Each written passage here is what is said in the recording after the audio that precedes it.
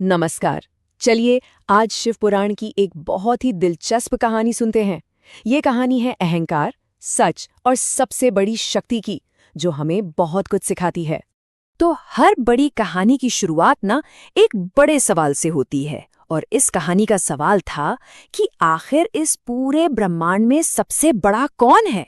बस यही वो सवाल था जिसने एक बहुत बड़े, कह सकते हैं, विवाद को जन्म दिया।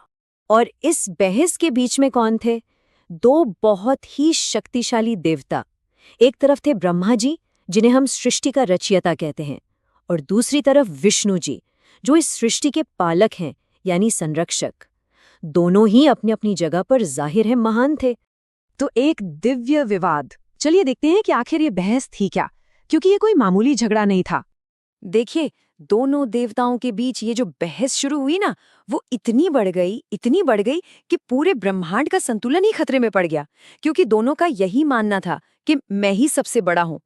अगला हिस्सा है अनंत स्तंभ। और ठीक जब ये बहस अपने पीक पर थी, मतलब एकदम चरम पर, तभी कुछ ऐसा हुआ, कुछ इतना अनोखा, जिसने सब कुछ बदल के रख दिया।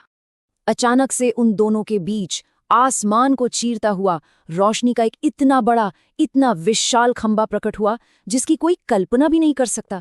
इसे देखकर तो दोनों देवता, ब्रह्मा और विष्णु, बस दंग रह गए, एकदम हैरान। पर यह सिर्फ रोशनी का एक खंभा नहीं था, ये था अनंत ज्योतिर्लिंग, यानी भगवान शिव की वो शक्ति जिसका कोई रूप नहीं, कोई अंत नहीं, उसी का प्रतीक। देखिए, हिंदू धर्म में ज्योतिर्लिंग को शिव जी का सबसे पवित्र रूप मानते हैं, और असल में इसी घटना ने उनकी महानता को स्थापित किया। और इसी खंभे ने, या कहिए ज्योतिर्लिंग ने, दोनों देवताओं के सामने एक चुनौती रख दी। सोचकर देखिए, ये कितना विशाल रहा होगा। रोशनी का एक ऐसा स्तंभ जिसका ना कोई शुरुआत थी, ना कोई अंत। सही मायनों में ये दिव्यता की, उस अनंतता का जीता जागता सबूत था। तो अब शुरू होती है असंभव खोज। अब इस दिव्य रोशनी ने एक शर्त रख दी, एक ऐसी खोज जो एक ही बार में हमेशा हमेशा के लिए इस बहस को खत्म कर देती। तो शर्त ये थी कि जो कोई भी इस रोशनी के स्तंभ का कोई एक सिरा, ऊपर का या नीचे का, ढूंढ लेगा, वही सबसे महान कहलाएगा। तो बस विष्णु जी ने एक वरा, यानी जंगली सुअर का रूप लिया, और नीचे की तरफ उसका अंत खोजने निकल पड़े। और ब्रह्मा जी ने एक हंस का रूप लिया और ऊपर की ओर उड़ चले, उसका ऊपरी सिरा ढूंढने। हजारों लाखों साल बीत गए, पता नहीं कितने ही युग गुजर गए। दोनों ने अपनी पूरी ताकत लगा दी, अपनी सारी शक्तियां लगा दी, लेकिन उस अनंत खंबे का कोई और छोर मिला ही नहीं। ये नामुमकिन था। सत्य और परिणाम। तो आखिरकार दोनों देवता थक हार कर अपनी खोज से वापस लौटे। और बस यहीं से कहानी ने एक बहुत बड़ा मोड़ लिया। विष्णु जी ने वापस आकर पूरी ईमानदारी और विनम्रता से अपनी हार मान ली। उन्होंने साफ साफ कहा कि मैं इसका अंत नहीं ढूंढ पाया। लेकिन ब्रह्मा जी, उन्होंने अपने अहंकार में आकर एक झूठ बोल दिया। उन्होंने दावा किया कि हाँ, मैंने इसका ऊपरी सिरा देख लिया है, मैंने इसे पा लिया है।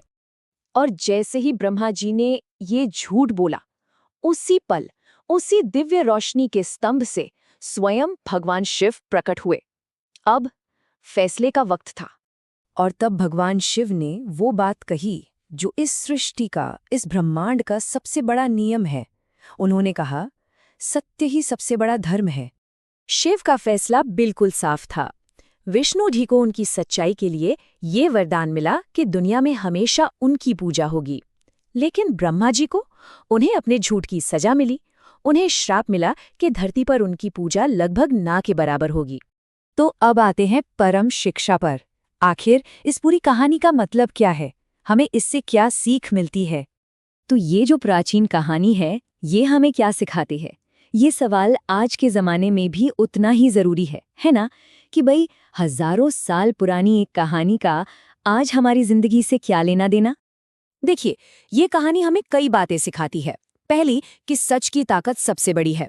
दूसरी, कि घमंड और धोखा हमेशा तबाही लाते हैं।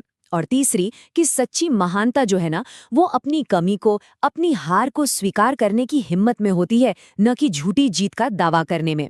और हाँ, इसी एक घटना ने ज्योतिर्लिंग की महिमा और भगवान शिव की परम शक्ति को हमेशा हमेशा के लिए स्थापित कर दिया। और आखिर में ये कहानी हमें एक बहुत गहरे सवाल के साथ छोड़ जाती है। जरा सोचिए, आज की दुनिया में जहां हर कोई बड़ा दिखने की, महान होने का दावा करने की दौड़ में लगा है, वहां एक साधारण, एक सीधे सच्चे सच की असल कीमत